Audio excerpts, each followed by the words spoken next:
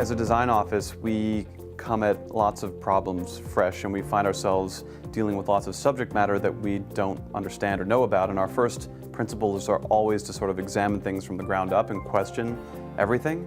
And so when we started a magazine, that was the approach. And we thought, when we got to the advertising, well, what could we do differently here that would again improve the experience of this magazine for the reader? And so that was really the starting point. An advertiser is so used to having complete control to the point where they're giving you a file that you just print.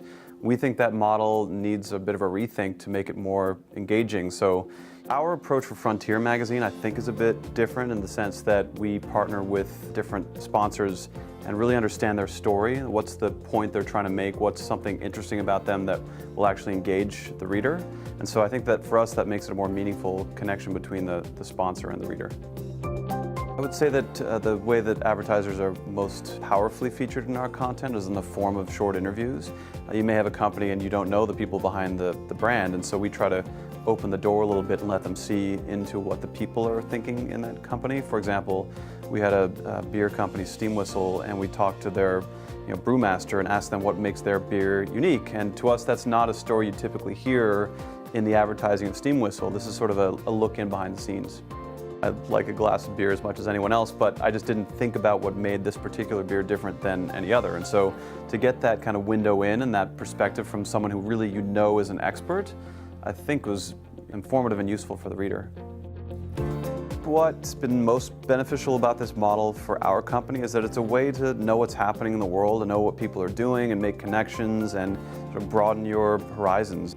One thing that we found surprising is that we sort of went into it thinking, every single ad has to be, an exchange, a monetary exchange, but what we've discovered is that the richer relationships have certainly been even beyond that. There have been instances where having a brand appear in our magazine helps our credibility as a magazine, and because what we're doing we think is innovative, it helps their credibility as thought leaders within whatever they're doing. And so the ways that the partnerships have evolved and emerged have been surprising in a good way. I think that this is the future of sponsored content. I do think that it's the way that you're going to connect genuinely to audiences.